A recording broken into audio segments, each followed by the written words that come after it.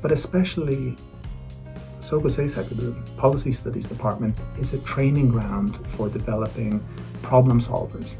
I think it's really, we can get like practical skill like statistics, data analysis, and like English conversation.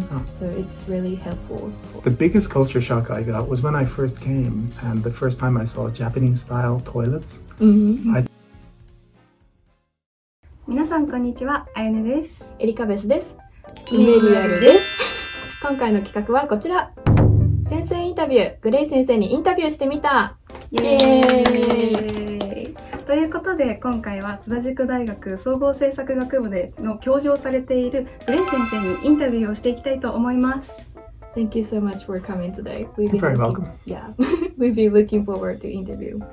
So, could you introduce yourself, please? Okay. 皆さんこんにちは。Gray と申します。総合政策学部の英語のコミュニケーションとディスカッションの科目を担当していますが、私の専門は国際関係で、その科目も教えています。私の出身もアイルランドですが、もう20年ぐらい日本に住んでいます。最初は大阪で、その後京都で、今は東京です。よろしくお願いいたします。お願いします。Thank you so much. That was amazing. It was first time to hear you speak in Japanese. Okay. Okay, so let's get started. それでは早速、インタビューを始めさせていただきたいと思います。ではまず最初にどんな大学生活を送っていましたか？ So the first question, when you were a university student, was there anything you were really passionate about? So we'd love to hear what your university was like. When I was a student, I was very interested in human rights. So I took part in a lot of demos and other political activities. But I was also very interested in heavy metal and other types of alternative music. So I had long hair and lots of piercings in my ear. And in my free time, I really liked role-playing games. TRPG というゲーム、Dungeons & Dragons みたいなゲーム。I was very much, and I still am, a big fan of fantasy and science fiction. And in sports, my favorite sport was fencing. But with those things, I studied hard because when I was younger in university, the Irish economy wasn't so good. And I think when economies are strong, people can be a bit carefree. And when times are tough, you have to work harder. But I think it's impossible for any country to have a situation where everybody is rich. But a good country is one where when you work hard, you can improve your life. And Ireland, when I was young, was like that. And I think Japan is also a good country like that now as well. Okay, thank you so much. That was pretty interesting. I didn't know that you love games. I've got lots of games here in my office. Okay, so let's move on to the next question. それでは次の質問なのですが、グレイ先生が行っている授業はどんな授業ですか？ Could you tell us what kind of classes you teach? Well, I'll focus on the English classes, which are content-based. 内容重視の英語授業. And there's three things we like to focus on. One is trying to talk about subjects that are important and interesting for young students. These are things like education, family and gender, population, politics, the mass media. The second thing is boosting students' confidence so that they can express themselves more clearly and more strongly. And the third thing is developing active thinking and critical thinking skills. But in the classes, grammar, spelling, pronunciation, not very important at all. The most important thing is that students are able to communicate their real feelings and their real ideas and their passion. And for me, that's the most important part of education. Education shouldn't be just about teaching you things about the past. Its focus should be on young people and getting them to share their ideas for the future and their feelings and the things they feel passionate about. So that's what we try to focus on in the English classes. Yeah, like I have taken many classes from different teachers, but I feel like your classes mainly focuses on like practical activities like presentation or discussion. So actually I didn't like talking in public, but I got used to it, and it's really helpful like in internship or job hunting. So that's the I same with really me. appreciate it. When I was in university, I was so shy. Mm-hmm. I couldn't do a presentation. I couldn't speak in public at all. But the more you do it, your body, you get used to it. And, Yeah. practice makes perfect. Yeah, I think that's like features of to the university thing.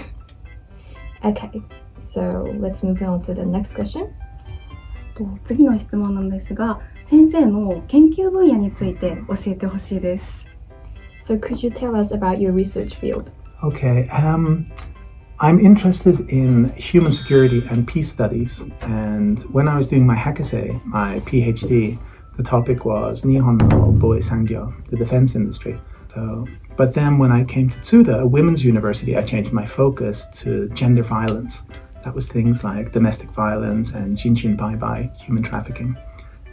But more recently, my main focus is on political communication. This is how politicians and the mass media can influence international conflict and problems between other countries. And by studying these things, the hope is if we understand better ways to communicate, we can reduce tension between countries and promote more regional peace and stability.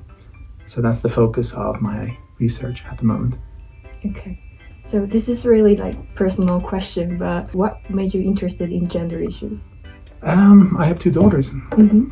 So I've always been interested in problems that affect people in a personal way. But when you become a parent, especially as a man with daughters, you become very interested in protecting young girls. And so ever since my daughters were born, I've been paying more attention to those issues. And then when I came to Tsuda and I had an opportunity to study them in depth, it was a very easy choice to make. Okay, that's really heartwarming. Thank you so much. Okay, so let's move on to the next question. 次の質問が、日本の大学で教えることになったきっかけや理由を教えてください。What made you decide to teach at a university in Japan? Well, when I was in Ireland, before I came to Japan, I used to work as a computer consultant. And I worked for big financial companies helping to develop their computer systems. It was a very good job and the salary was very high, but it wasn't satisfying. But I had good money. So I thought, well, I have a chance I can change my career path. Maybe I'll try teaching. And I thought, if I change my career, maybe I want to change my environment. And I've always been interested in Japanese culture. So I thought, I'll try going to Japan, try teaching. And when I first came to Japan, I was teaching at a women's high school in Nara. And it was very satisfying. I enjoyed the connection you could make with students. The only thing I wanted to change was I thought maybe instead of teaching English, like grammar, I would like to teach in English about other topics. And so I did my hakasei, my PhD.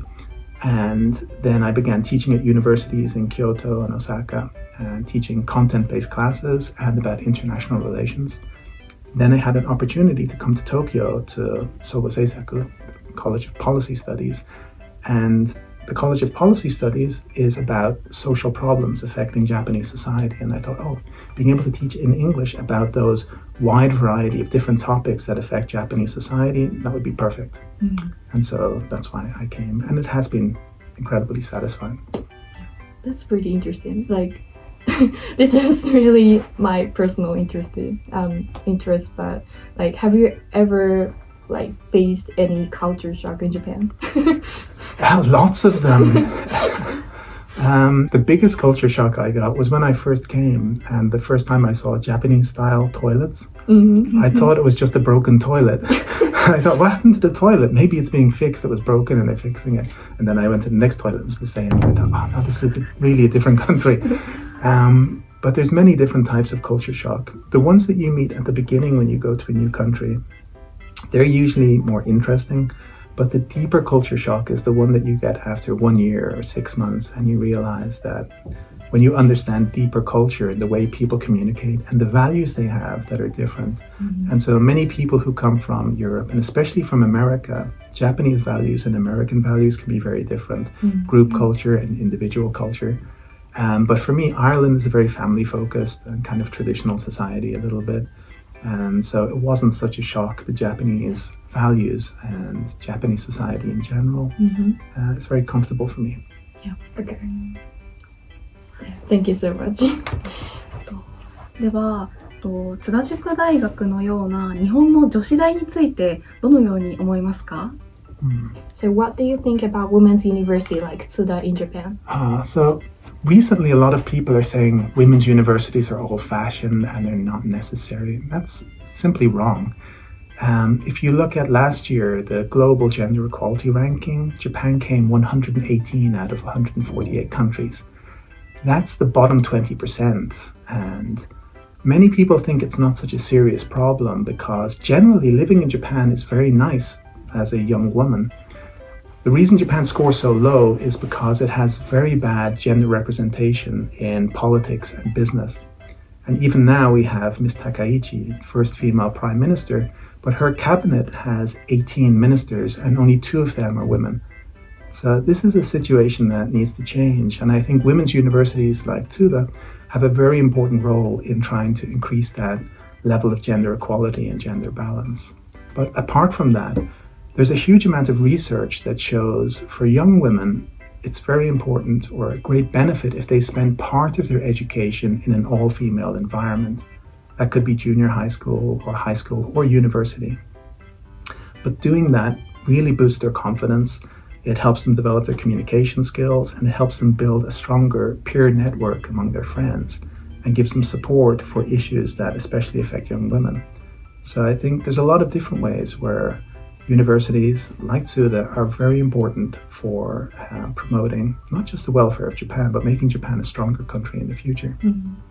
Yeah, like recently I really feel the importance of women's university in like male dominated society like in Japan. But is it unusual to choose like to go women's university overseas? Is it like popular? I think no, America has lots of famous women's universities like Sarah Lawrence and others. It's not as common, but I think it depends a lot on the culture of each country. I don't know as much about other countries as I do about Japan, so it's hard to say. Ireland is different as well because Ireland is it is kind of old-fashioned, and I don't think Ireland ever had dedicated women's universities. So I don't think it has women's high schools, and I went to an all-boys high school, and that's not good. Separating like women spending time in an all-women's environment is very good for them, but boys spending time in an all-boys environment doesn't really have any extra benefits because boys tend to get strong benefits from spending time with girls. They help develop better communication and emotional understanding skills. But I think Japan's system works perfectly for Japan, and I know Tsuda has a very strong place in Japanese society. Thank you so much. では次に先生から見た津田塾大学総合政策学部の魅力を教えてください。From your point of view, what do you think is the appeal of the School of Policy Studies at Tsuda University? I think a lot of Japanese students, they go into university with no clear targets. Their target is just to get to university and they don't know what they want to do after graduation. That can be a big problem because if you don't have a clear focus, you can waste a lot of the value of your university education. Policy studies is very good for students because it has such a strong base. Policy studies is basically looking at problems, especially within organizations and systems, fixing those problems and making them more efficient. And it gives you a very strong basis to go into government or business or the mass media or academia. So students can learn about many different problems in Japanese society and choose different paths about how they would like to develop their future. It also teaches them some of the most valuable skills you can have in the current working world: communication skills, language skills, data analysis, and understanding social issues. But especially Sogo Seisaku, the Policy Studies Department, is a training ground for developing problem solvers. And I think Japanese society needs more young people who are problem solvers. So if the number of policy studies departments increases in the future and they get bigger, I think that's a very good thing for Japanese society. Yeah, that's true. Like as a Tsuda University student, it's really hard to learn about many different things. But I think it's really, we can get like practical skill like statistics, data analysis, and like English conversation. So it's really helpful for. Generally, if something's difficult, it has value. Yeah, So. That's true. Okay, thank you so much.